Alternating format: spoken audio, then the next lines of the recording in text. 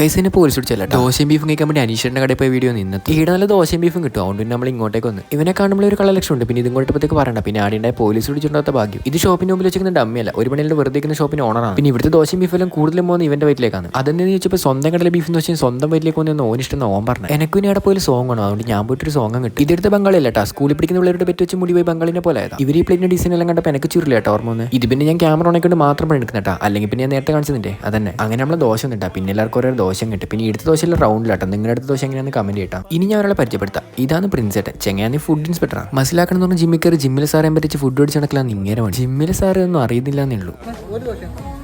ഒന്ന് കഴിഞ്ഞ് രണ്ട് കഴിഞ്ഞത് അഞ്ചാമത്തെ ആറാമത്തെ ദോശ എന്ന് മനസ്സിലായില്ല. കാരണം നമ്മളിവിടെ വന്നു കഴിഞ്ഞാൽ പിന്നെ അടുത്ത് ദോശ ഇരുന്ന് അറിയില്ല. ഇതെല്ലാം കഴിഞ്ഞ് ഇവരും നമ്മളെ വന്നിരുന്ന് കഴിക്കാൻ തുടങ്ങി. ഇതാ ഞാൻ നേരത്തെ പറഞ്ഞു. കഴിക്കുന്നതിൻ്റെ ഇടയിലുള്ള ചില ബിസിനസ്സാണ് ഇത്. അവന്റെ കടയിലെ ബീഫ് അവൻ തന്നെ കഴിക്കേണ്ട വെച്ചിട്ട് കുറച്ച് ബീഫ് നമ്മ എടുത്ത് കഴിച്ച് കഴിഞ്ഞിട്ട് ആ പാത്രത്തെ പീഡിപ്പിക്കുന്ന നിങ്ങി കാണുന്നു. ഈ പാത്രത്തിൽ കിടക്കുന്ന ചിക്കൻ കറിയാണോ ബീഫ് കറിയാണോ MX അറിയില്ല. MX കഴിക്കാനല്ല അറിയൂ. അത് കഴിഞ്ഞ് നമുക്കൊന്നും കിട്ടാത്തൊരു സ്പെഷ്യൽ ദോശ പ്രിൻസേട്ടിന് കിട്ടി. എന്തിനാണെന്ന് നമുക്കറിയില്ല. കുറച്ച് വൈകിട്ടാണെങ്കിൽ നമ്മുടെ ഐത്തേട്ടിന് എത്തി. സംഭവം വേറൊന്നുമല്ല, മുട്ട് വാങ്ങാൻ വേണ്ടി വന്നേ. കണ്ട ആക്ഷനൊക്കെ കാണിക്കുന്നത്. പിന്നെ എന്റെ വിത്തോട് കോഫി ഒന്ന് പിന്നെ ക്യാമറ ഓഫ് ആക്കൂട്ടാ. പിന്നെ കാണാം. ബൈ.